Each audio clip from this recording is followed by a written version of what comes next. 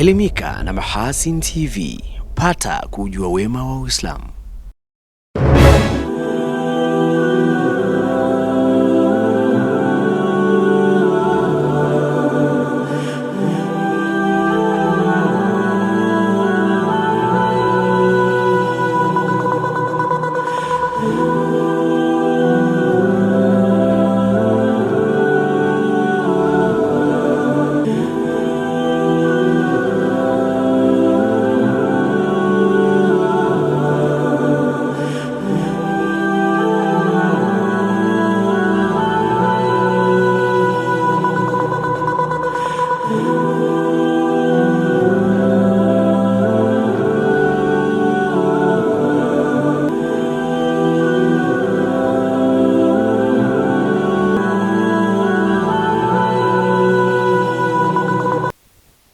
Assalamu alaikum wa rahmatullahi wa barakatuh. Hali gani mtazamaji wa Mahasin TV popote pale ulipo, nikukaribishe katika kapu la habari tuweze kuzitazama taarifa ambazo zimeshughulisha chumba cha habari kwa siku ya leo kwa upande wa habari za kitaifa na kimataifa. Mimi ni Rajab Shaaban Matuga.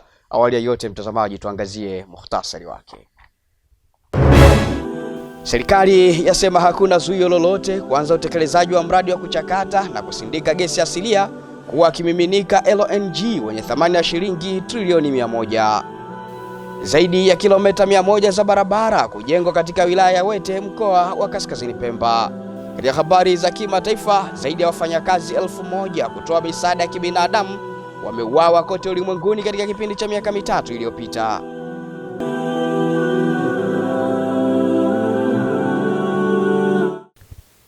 Naam, mtazamaji, awali ya yote nikukumbushe, mbali na kuifuatilia taarifa yetu ya habari kupitia kisimbuzi chako cha Azam TV, lakini pia unaweza kuipata taarifa hii ya habari kupitia YouTube account ya Mahasin TV official channel pamoja na Azam Max app. Tuanze habari za kitaifa kutoka makao makuu ya nchi mjini Dodoma. Waziri Mkuu wa Jamhuri ya Muungano wa Tanzania Dr. Mwigulu Nchemba amesema hakuna zuio la kisheria wala kikanuni linalosababisha kutokuanza kwa utekelezaji wa mradi wa kuchakata na kusindika gesi asilia kuwa kimiminika LNG wenye thamani ya zaidi ya shilingi trilioni 100, bali serikali inaendelea na majadiliano na wawekezaji ili kuhakikisha inalinda maslahi ya taifa. Taarifa kutoka bungeni jijini Dodoma inasimuliwa hapa studio na Hilal Sefuriami.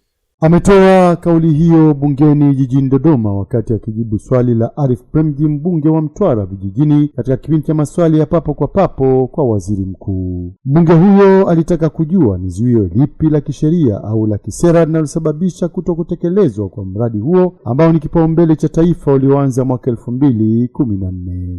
Waziri mkuu amesema majadiliano yanaendelea na yako kwenye hatua nzuri na ni vipengele vichache vinavyoendelea kukamilishwa ili kuweza kuanza utekelezaji wa mradi huo. Vipengele ambavyo vilikuwa vinajadiliwa ni vingi, lakini baadhi tu ambavyo tulikuwa tunatamani kama nchi lazima pia viangaliwe pamoja na yale mengine makubwa.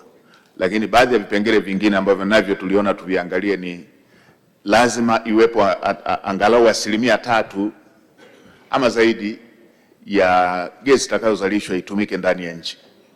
Mwanzoni mapendekezo yaliyokuwa yamewekwa mezani ilikuwa ukishafanyika uwekezaji gesi iende nje. Sasa lile tuliona kama nchi na mabadiliko ya dunia yanayoendelea kila siku, lazima pia pawe na gesi ambayo itatumika kwa matumizi ya ndani ya nchi. Lakini lingine tuliona lazima pawe na ushiriki wa makampuni ya kizawa. Katika hatua nyingine, waziri mkuu akijibu swali la mbunge wa Segerea Genesta Lambert Kaiser aliyetaka kujua kauli ya serikali juu ya kukomesha michango holela inayotozwa shuleni, Dr. Mwigulu amesema serikali haina shida na michango ya chakula ambayo imekuwa ikitolewa shuleni, lakini amesisitiza kuwa endapo kutatokea michango mingine yoyote ni lazima ifuate miongozo ya serikali na ipate baraka za wakuu wa mikoa husika. Nimetoa waraka ambao unatoa miongozo ya masuala yanayohusu michango.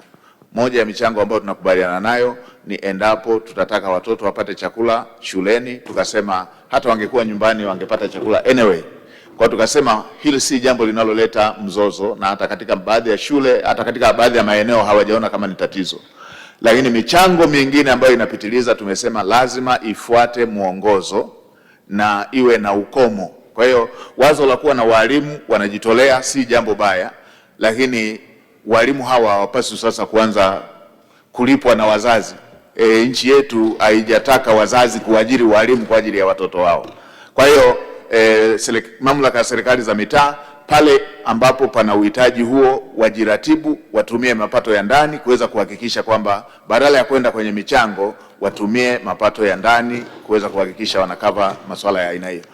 Naam, mtazamaji, katika hatua nyingine, Waziri Mkuu Dr. Mwigulu Nchemba amezitaka mamlaka, taasisi na wadau wote waliopewa dhamana ya kusimamia utekelezaji wa sera ya taifa ya usimamizi wa mnyororo wa ugavi ya mwaka 2025 kubadilika na kuhakikisha wanatekeleza wajibu wao kwa kuzingatia misingi ya utawala bora na sheria ili kufikia malengo na shabaha zilizoainishwa katika sera hiyo.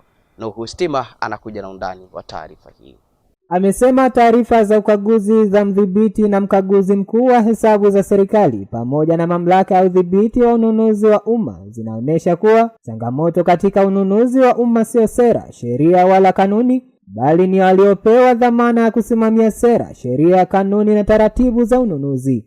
Waziri Mkuu amesema kuwa sehemu kubwa ya shughuli za ununuzi zinaathiriwa zaidi na mitazamo, hulka na tabia za wataalamu na watendaji ikilinganishwa na upungufu wa masuala ya kisera na kisheria. Tusiwe na kitu kizuri kimeandikwa, sera nzuri imeandikwa, sheria nzuri imeandikwa, kanuni nzuri zimeandikwa, halafu kama ambavyo Mheshimiwa Waziri ametoka kusema, tukienda kwenye uhalisia business as usual, hatutaweza kuachieve dira ya taifa ya 2050 kama tutaenda business as usual. Ametoa maagizo hayo Jumatano Aprili 8, 2026 alipozindua sera ya taifa ya usimamizi wa mnyororo wa ugavi wa mwaka 2025 kwa niaba ya Rais Dr. Samia Suluhu Hassan katika ukumbi wa mikutano wa Jakaya Kikwete jijini Dodoma. Waziri Mkuu amezitaka wizara, idara zinazojitegemea, wakala za serikali, taasisi na mashirika ya umma, ofisi za wakuu wa mikoa, mamlaka za serikali za mitaa na wadau wa sekta binafsi kutekeleza sera hiyo kwa weledi, uwazi na uwajibikaji. Nisisitize pia mamlaka zote zinazohusika zihakikishe kuwa utekelezaji wa sera hii unaimarisha ushiriki wa wazalishaji wa ndani, wafanyabiashara wadogo wadogo, wakati pamoja na wakubwa, makundi maalum ya kijamii, ili tuweze kufikia malengo jumuishi na usawa miongoni mwa washiriki. Wizara ya Fedha, tuendelee kuimarisha mifumo na utaratibu wa ufuatiliaji na tathmini katika utekelezaji wa sera hii ili kuhakikisha kuwa malengo yaliyokusudiwa yanafikiwa. Wizara, idara zinazojitegemea, wakala za serikali, taasisi, mashirika ya umma, ofisi za wakuu wa mikoa, mamlaka za serikali za mitaa, wadau wa sekta binafsi, tutekeleze kwa weledi na uwajibikaji sera hii ili kuweza kufikiwa kwa malengo ambayo yamekusudiwa. Asante sana Nuhu Stima kwa undani wa taarifa hiyo kutoka makao makuu ya nchi mjini Dodoma. Na sasa tunaelekea mkoani Arusha tukiangazia taarifa inayosema serikali kupitia mradi wa Boost imetoa zaidi ya shilingi milioni 80 kwa ajili ya uboreshaji wa miundombinu ya elimu katika shule shikizi ya Greco Mlambo iliyopo halmashauri ya wilaya ya Karatu mkoani Arusha ili kupunguza msongamano wa wanafunzi wawapo darasani. Hayo yamebainishwa na mkurugenzi mtendaji wa halmashauri ya wilaya ya Karatu Juma Hokororo wakati alipofanya ziara kutembelea na kukagua maendeleo ya ujenzi wa mradi wa shule hiyo, akisema utasaidia kupunguza adha kwa watoto ambao walikuwa wanatembea umbali mrefu kufuata huduma ya elimu. Serikali kuu kwa kupitia mradi wetu wa Boost tumeweza kuletewa jumla ya shilingi milioni 88 kwa ajili ya na laki 6 kwa ajili ya ujenzi wa madarasa matatu, lakini na matundu 6 ya choo kwa ajili ya kuweza kupambana na upungufu wa madarasa katika shule hii shikizi, na nia yetu sisi madarasa haya yanakamilika kwa wakati, lakini pia hii shule isajiliwe na iweze kufanya kazi kubwa ya kuwahudumia wananchi wa eneo hili, hasa watoto wetu ambao walikuwa wanaweza kwenda mbali kwa ajili ya kufuata elimu hii. Akitoa shukurani za serikali kwa niaba ya wananchi wa Karatu, Hokororo amesema viongozi watawajibika ipasavyo kuhakikisha fedha hizo zinatumika katika malengo yaliyokusudiwa ili mradi huo ukamilike kwa wakati. Mimi kwa niaba ya halmashauri ya wilaya ya Karatu napenda kuishukuru sana serikali yangu ya awamu ya 6 chini ya rais wetu Dr. Samia Suluhu Hassan kwa kuweza kutuletea pesa hizi, na sisi kazi yetu ni kusimamia pesa hizi ili ziweze kutekeleza miradi hii kwa wakati, lakini iweze kukamilika na kuweza kusaidia jamii husika ya maeneo haya, ili watoto hawa ambao walikuwa wanaweza kutembea umbali mrefu kwenda kufuata hii elimu sasa waweze kupata elimu hii kwa karibu, lakini pia madarasa haya ya kisasa na matundu haya ya kisasa ya choo. Na mtazamaji, tukiachana na taarifa hiyo kutoka wilayani Karatu mkoani Arusha, tunavuka maji hadi visiwa vya marashi ya karafuu na uchumi wa buluu kutoka kisiwani Pemba. Zaidi ya kilomita 100 za miundombinu ya barabara zinataraji kujengwa katika wilaya ya Wete mkoa wa Kaskazini Pemba kama sehemu ya serikali ya kukabiliana na changamoto na adha wanazokabiliana nazo wananchi katika maeneo hayo. Taarifa yake Jumaa Seif kutoka kisiwani Pemba inasimuliwa na Hilal Seif Riami kutoka hapa studio. Kuna barabara ya Madenjani Mzambara Utakao ina kilomita 5.5, yenyewe itakuwa barabara 4, ni kiwango cha lami. Barabara ya Miembe Mizizi Chanjani ambayo inaenda Mtambo huko ina kilomita kwanza 5 Madenjani ina kilomita 13, na yenyewe itakuwa barabara 4. Alafu kuna barabara ya Miembe Mizizi Chanjani kwa Mtambo itakuwa na kilomita 1.2, ni barabara 2. Hii itajengwa kwa lami. Barabara za mji wa Wete ambazo zenyewe zina jumla kilomita 12, hizi hapa zenyewe zitakuwa ni kama hivyo barabara 2, lakini zitajengwa kwa kiwango cha zege. Akiorodhesha barabara hizo mbele ya mkuu wa mkoa wa Kaskazini Pemba pamoja na viongozi mbalimbali wa wilaya hiyo, mhandisi mjenzi kutoka Wizara ya Ujenzi na Uchukuzi, mhandisi Hamadi Juma Omar, amesema barabara hizo zinatarajiwa kuanza ujenzi wake kwa kiwango cha lami na zege ndani ya mwaka huu. Barabara ya Kinyasini Shumba itakuwa na kilomita 4.5, yenyewe itakuwa na kiwango cha lami, barabara 2. Barabara ya skuli ya Uondwe mpaka Jambaji iliko Ng'ombe Mtambo huko kilomita 3, itakuwa kiwango cha lami. Kuna barabara ya Mgogoni Junguni kilomita 5.5 ambayo itakuwa na kiwango cha lami chenyewe vile vile, barabara 2, njia 2.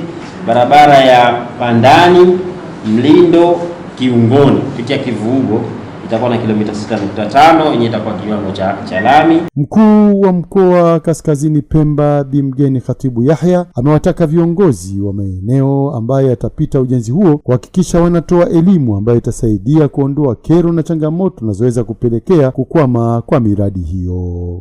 Mkurugenzi, tusikubali kutoa kibali kabla hatujenda site. Lakini wakati huo unapoona mwenye ujenzi yupo karibu na barabara, wasiliana na wizara husika ili kuepusha malalamiko lakini na hasara kwa serikali.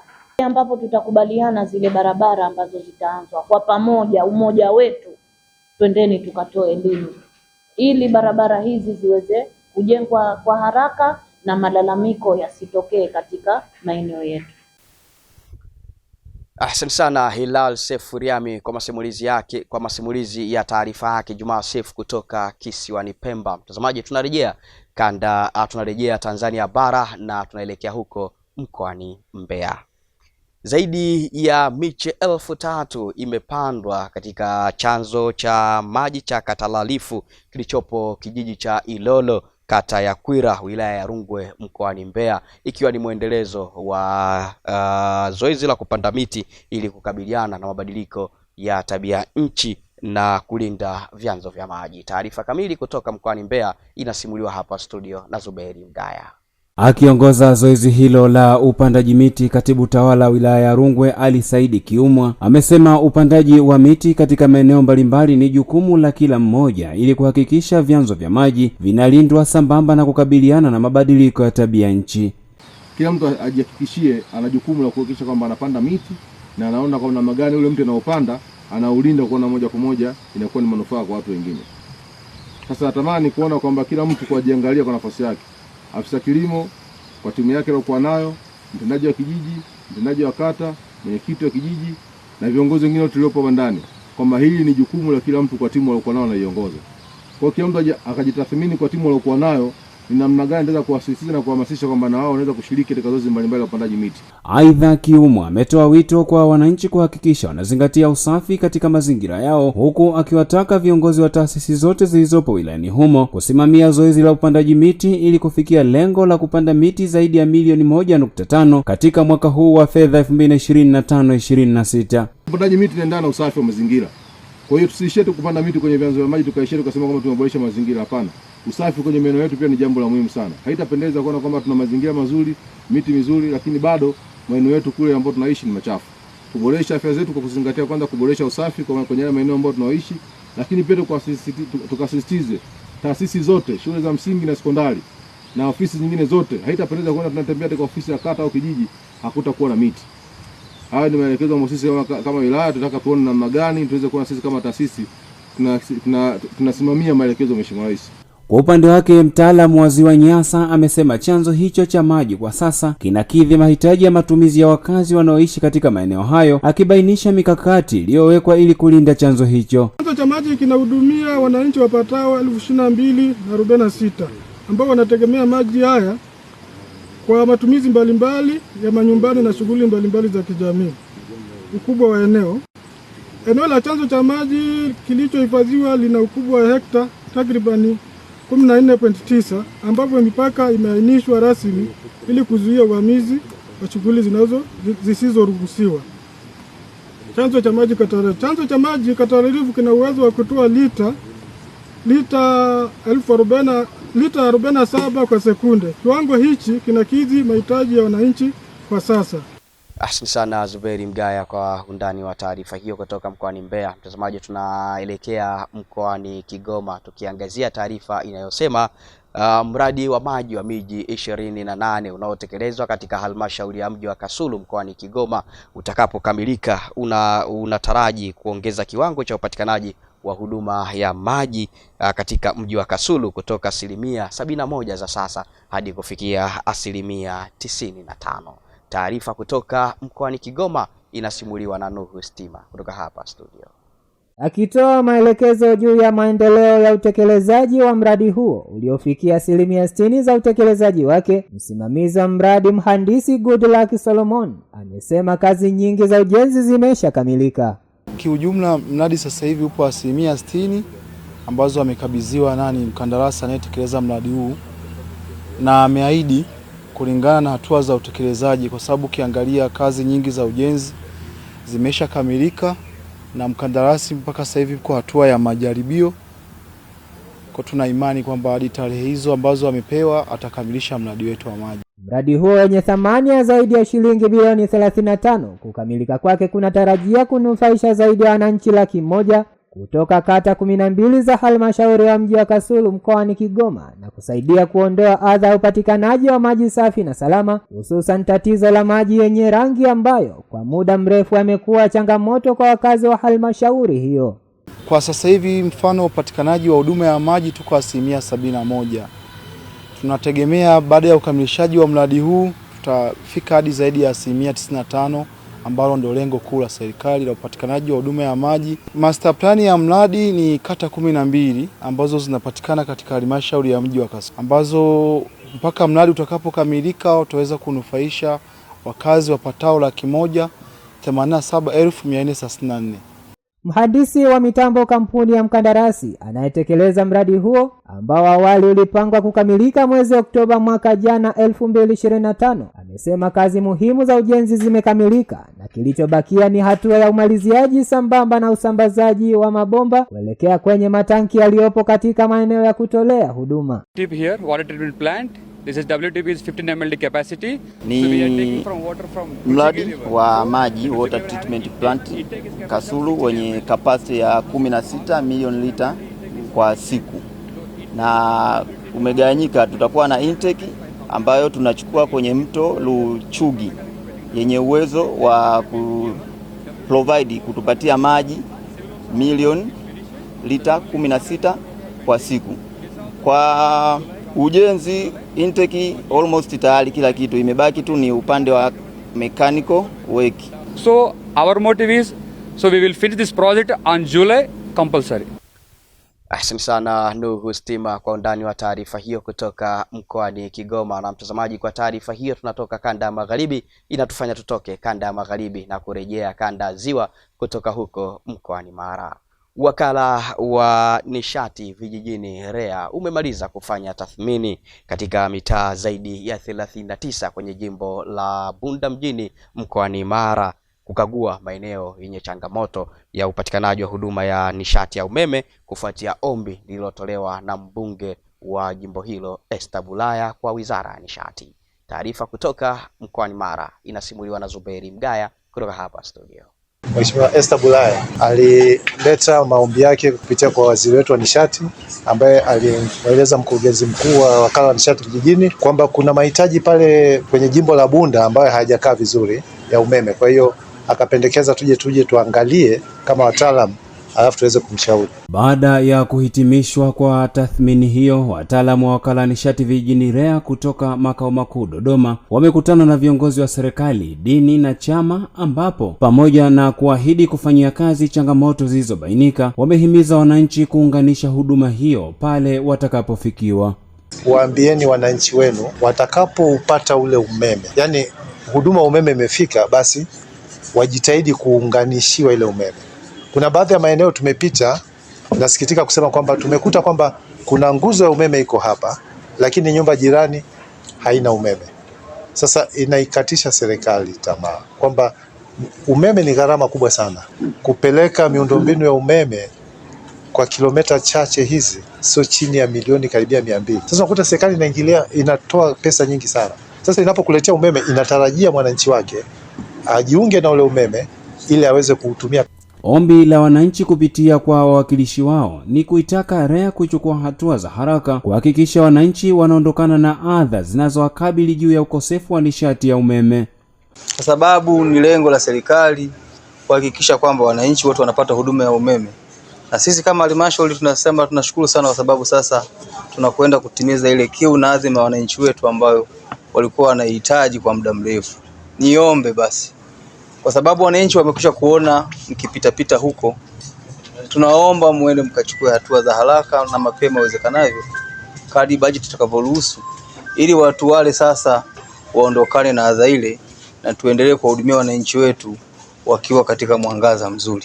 Kwa upande wao, baadhi ya viongozi wa dini wameshukuru ujio huo wa wataalamu kutoka REA, wakieleza matumaini ya wananchi ni kuona changamoto zao zinapatiwa ufumbuzi. Ni jukumu la taifa kuhakikisha wananchi wao wanaishi katika mazingira yaliyokuwa bora, yaliyokuwa salama, yenye mwanga, yenye maendeleo na mafanikio. Lakini kama utakuwa hujampata kiongozi ambaye ana maono kama hivi, lakini kuwa na mahusiano yaliokuwa makubwa na kujituma, nafikiri hata nyinyi tusingekupateni. Kwa hivyo tunamshukuru yeye, tunalishukuru taifa pamoja na kuwashukuru nyinyi ambao mliotufikia.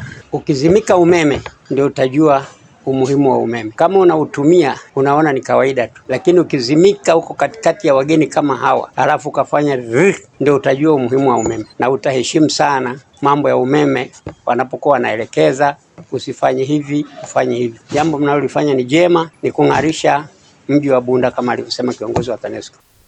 Na mtazamaji, kwa taarifa hiyo kutoka mkoani Mara kama ambavyo imesimuliwa kutoka hapa studio na Zuberi Mgaya, ndio tamati ya kapu la habari kwa habari za kitaifa. Napo zako kwa sekunde chache punde nitarejea tena hapa na kuweza kumwalika Nuhu Stima ambaye atakuja na yale aliyotuandalia kwa upande wa habari za kimataifa. Mahasin TV channel namba 455 katika kingamuzi cha Azam.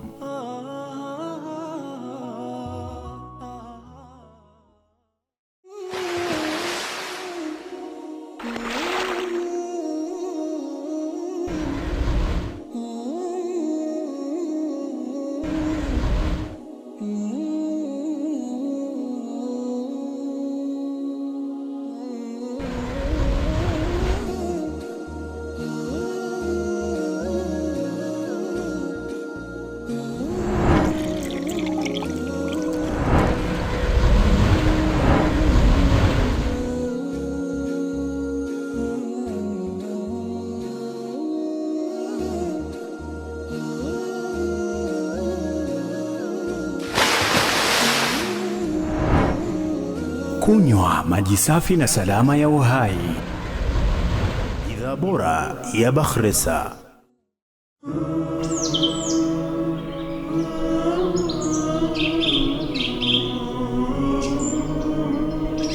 Mahasin TV, pata kujua wema wa Uislamu.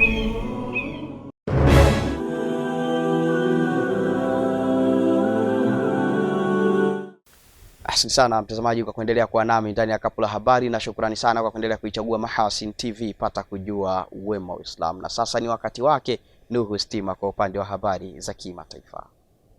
Mtazamaji wa Mahasin TV, karibu kwa upande wa habari za kimataifa. Naibu waziri wa mambo ya nje wa Iran, Said Khatibzadeh, ameliambia shirika moja la habari katika mahojiano maalum kwamba mashambulizi ya Israeli dhidi ya Lebanon siku ya Jumatano yalikuwa ukiukaji mkubwa wa makubaliano ya kusitisha mapigano kati ya Marekani na Iran. Said Khatibzadeh amesema Iran ilituma ujumbe ikulu ya Marekani kuwa hawezi kufanya vitu viwili vya kipekee kwa wakati mmoja, akiendelea kusema kuwa Marekani lazima ichague kama inataka vita au amani, akisema hawezi kuvipata vyote viwili kwa wakati mmoja kwa kuwa ni vya kipekee kwa pande zote na hilo liko wazi kabisa. Aliongeza kuwa hawezi kuomba kusitisha mapigano kisha akubali masharti na sheria, akubali maeneo yote yanayohusu kusitisha mapigano na kutaja Lebanon katika hilo, na kisha mshirika wake anaanza mauaji ya halaiki. Khatibzadeh amesema mashambulizi ya Israeli ni sawa na aina ya mauaji ya halaiki, licha ya kuwa Israeli inasisitiza kuwa inashambulia kundi la wanamgambo wa Hezbollah ambalo Israeli imedai kuwa lenyewe linarusha makombora nchini Israel. Kwingineko, mahakama ya Ufaransa itamshtaki luteni kanali wa zamani wa jeshi la Rwanda Cyprien Kayumba kwa mashtaka ya kushiriki katika mauaji ya kimbari ya 1994. Mahakama hiyo ya Ufaransa itamshtaki luteni kanali wa zamani wa jeshi la Rwanda Cyprien Kayumba kwa mashtaka ya kushiriki katika mauaji ya kimbari kwa madai ya kuwasilisha silaha zilizotumika wakati wa mauaji ya mwaka 1994. Hayo ni kwa mujibu wa chanzo cha mahakama katika kauli yake ya Jumatano ya Aprili 8, 2026. Kayumba mwenye umri wa miaka 71 kutoka jamii ya Wahutu aliongoza idara ya Wizara ya Ulinzi iliyohusika kuagiza na kuwasilisha silaha wakati wa mauaji ya kimbari. Kayumba ambaye ameishi Ufaransa tangu 1998 amekuwa akidai kila mara kwamba hakujua silaha alizoagiza zimetumika kuwaua Watusi. Hata hivyo, majaji waliamuru kwamba Kayumba ashtakiwe katika tarehe ambayo haijapangwa kwa mashtaka ya kushiriki katika mauaji ya kimbari na kushiriki katika uhalifu dhidi ya binadamu, ambapo alimwamuru akabidhi pasipoti yake na kumkataza kuondoka Ufaransa. Tukitamatisha kwa upande wa habari za kimataifa, Umoja wa Mataifa umesema zaidi ya wafanyakazi 1000 kutoa misaada ya kibinadamu wameuawa kote ulimwenguni katika kipindi cha miaka mitatu iliyopita, karibu mara tatu ya idadi ya vifo katika miaka mitatu iliyopita.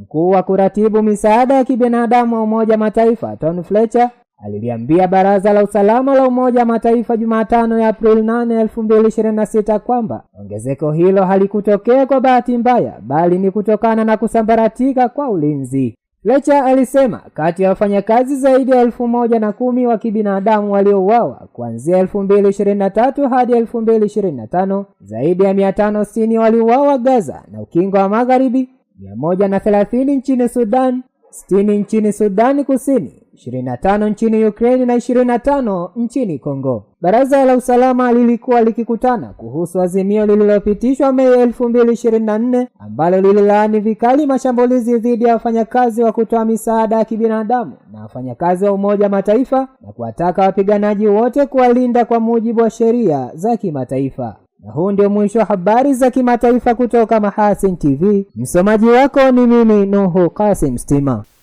Asante sana Nuhu Stima kwa wale ambayo umetuandalia na kutusimulia kwa upande wa habari za kimataifa. Mtazamaji, kabla sijaweza kuweka utuo na kuhitimisha Kapu la Habari kwa siku ya leo, tuangazie mukhtasari miongoni mwa yale tuliyokuwa nayo leo hii. Serikali yasema hakuna zuio lolote kuanza utekelezaji wa mradi wa kuchakata na kusindika gesi asilia kuwa kimiminika LNG wenye thamani ya shilingi trilioni 100. Zaidi ya kilomita 100 za barabara kujengwa katika wilaya ya Wete, mkoa wa Kaskazini Pemba. Katika habari za kimataifa, zaidi ya wafanyakazi 1000 kutoa misaada ya kibinadamu wameuawa kote ulimwenguni katika kipindi cha miaka mitatu iliyopita. Na mtazamaji, kwa nukta hiyo ndio tamati ya Kapu la Habari kwa siku ya leo. Kwa niaba ya wale wote, ulikuwa nami Rajab Shaban Matuga, nikutakia utazamaji mzuri wa vipindi mbalimbali vinavyofuata kutoka hapa Mahasin TV. Pata kujua wema wa Uislamu, na kuacha na utabiri wa hali ya hewa kwa saa 24 zijazo kama ambavyo unaletwa kwenu na mamlaka ya hali ya hewa nchini TMA. Wabillahi tawfiq, wassalamu alaikum wa rahmatullahi wa barakatuh. Asanteni na kwaherini kwa sasa. Uhali gani mpenzi mtazamaji, na karibu tena katika utabiri wa hali ya hewa wa saa 24 zijazo kuanzia saa 3 usiku. Tafadhali ungana nami Ramadhani Omari kutoka mamlaka ya hewa Tanzania. Mifumo ya anga inaendelea kuonyesha viashiria vya uwepo wa mvua katika baadhi ya maeneo hapa nchini, hususan yale yanayozunguka Ziwa Victoria, nyanda juu kusini magharibi, kusini mwa nchi yetu pamoja na ukanda wetu wa pwani ya Bahari ya Hindi. Na mamlaka ya hewa inaendelea kutoa angalizo la vipindi vifupi vya mvua kubwa katika maeneo machache ya mikoa ya Tanga, Dar es Salaam, Pwani pamoja na visiwa vya Unguja na Pemba. Hivyo ni vema kwa wananchi wa maeneo hayo kuendelea kuchukua hatua zinazostahiki. Na kwa siku ya leo, maeneo nyanda juu kaskazini mashariki, pwani yetu ya kaskazini, pwani ya kusini, mkoa wa Morogoro, mkoa wa Ruvuma pamoja na maeneo nyanda juu kusini magharibi yanatarajiwa kuwa na hali ya mawingu kiasi, mvua katika maeneo machache. Na maeneo mengine yaliyosalia yanatarajiwa kuwa na hali ya mawingu kiasi na makavu kwa ujumla. Na kwa siku ya kesho, maeneo ya pwani yetu ya kaskazini yanatarajiwa kuwa na hali ya mawingu, mvua na ngurumo za radi katika maeneo machache na vipindi vifupi vya jua. Kwa maeneo yanazunguka Ziwa Victoria, magharibi mwa nchi yetu, nyanda juu kusini magharibi, mikoa ya Morogoro pamoja na Ruvuma pamoja na maeneo ya pwani yetu ya kusini, kunatarajiwa kuwa na hali ya mawingu kiasi, mvua na ngurumo za radi katika maeneo machache na vipindi vya jua. Kwa maeneo nyanda juu kaskazini mashariki pamoja na kati mwa nchi yetu, kunatarajiwa kuwa na hali ya mawingu kiasi, mvua katika maeneo machache na vipindi vya jua. Na mifumo upepo inaonyesha upepo unatarajiwa kuvuma kwa kasi ya kilomita 30 kwa saa katika maeneo ya ukanda wetu wa pwani ya Bahari ya Hindi, Ziwa Victoria, Ziwa Tanganyika pamoja na Ziwa Nyasa. Kwa maeneo ya Ziwa Rukwa, upepo unatarajiwa kuvuma kwa kasi ya kilomita 20 kwa saa. Hali ya bahari pamoja na ziwa inatarajiwa kuwa na mawimbi madogo hadi makubwa kiasi. Na matarajio ya hali ya hewa kwa siku 4 zijazo kwa baadhi ya maeneo ni kama ifuatavyo. Kwa mkoa wa Dar es Salaam tunatarajia hali ya mawingu kiasi, mvua na ngurumo katika maeneo machache. Na mkoa wa Dodoma tunatarajia hali ya mawingu kiasi na mvua nyepesi katika maeneo machache. Kwa mkoa wa Mwanza tunatarajia hali ya mawingu kiasi, mvua na ngurumo katika maeneo machache. Na mkoa wa Mbeya tunatarajia hali ya mawingu kiasi na mvua katika maeneo machache. Kwa mkoa wa Kilimanjaro tunatarajia hali ya mawingu kiasi na mvua katika maeneo machache. Na mkoa wa Morogoro tunatarajia hali ya mawingu kiasi, mvua na ngurumo katika maeneo machache. Na mkoa wa Arusha tunatarajia hali ya mawingu kiasi na mvua katika maeneo machache. Na mpaka kufikia hapo, kutoka mamlaka ya hewa tuna ziada. Asante kwa kuwa nami na nikuage kwa heri.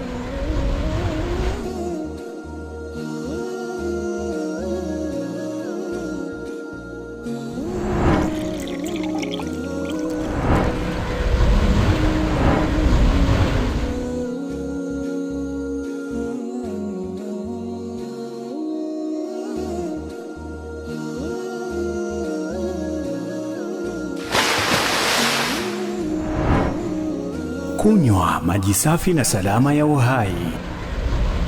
Bidhaa bora ya Bakhresa.